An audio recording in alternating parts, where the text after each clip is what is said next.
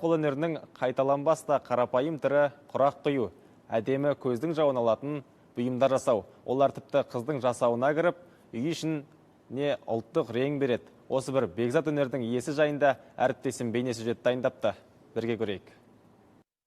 Бүгінде ұлттық өнерімізге деген қолдау артып келеді. Дәстүріміз жанданып, ұлттық құндылықтарымыз қайта түлеуде. Осы бағытта жұмыс жасап жүрген қолөнершілер, ұсталар мен шеберлер аз емес. Көз майын тауысып, қаранардай қайратын арнап, тігін тігумен айналысып келе жатқан тігіншінің бірі 3 қыз, 1 ұл тәрбиелеп отырған Әсем Жұмаханова. Мамандығы ағылшын тілінің мұғалімі. Оның тігіншілікпен айналысқанына 10 жылдың көлемі болды. Ең алғаш ине ұстауды бала кезімнен әжемнен үйренгеніммен, тігін тігуді құрбымның ақылымен 24 жасымда бастадым дейді Әсем Жұмаханова. Кәсіпкер ретінде тігуді меңгеріп, уже қазір уақытта 10 жылдай болып кетті.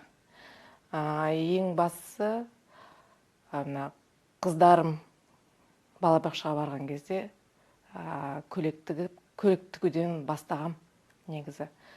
Жан досым көрсетіп, тігудің жолын көрсетіп берген. Ары қарай егер екеуің болса, алып кетесің. Тігіншінің алғашқы жұмыстары қыздарына арналған. Тіпті бұл салаға бет бұруыма да перзенттерім себепші болды дейді. Бантик, пальто, көйлек, сөмке тігумен басталған. Бүгінде мектеп оқушыларынан бантик тігіп беруіне тапсырыс өте жиі түседі екен. Қазақтың ою өрнегі ойылған сөмкелердің де орны бөлек. Айтуынша қолөнерді тігінді меңгеру адам қабілетіне емес, қызығушылығына байланысты.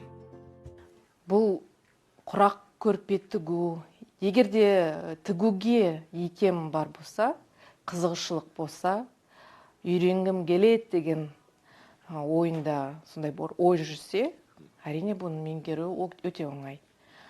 Ал бұның бәрін түсіну кішкене қиындау болады, өйткені бұл жолдарын біреу көрсетіп бермесе, оны сен тіге алмайсың. Жолдарын біліп отырсаң, кез келген оюсын, суретін салып, өзінің қолмен суретін салып аласың алдымен. Содан кейін көрпеге саласың. Қыз баланың іске икемді, ақылына көркі сай болып бой жетуі тікелей ана берген тәрбиеге байланысты демекші, тігінші қыздарымның қол қусырып отыруын қаламаймын дейді. Қолы қалт етсе ине ұстатып, тігін тігуге бейімдейтін көрінеді. Сонымен қатар Әсем Жұмаханова алтын адам жетісу шеберлер қоғамдық ұйымының мүшесі. Жұмысының дамуына, тіпті тапсырыстың түсуіне де бұл ұйымның септігі мол тиген көрінеді. Гүлжан Әлдекен, Мадина Мұратбек қызы, Мадина Бейсенқызы, Таңжарық бағдарламасы.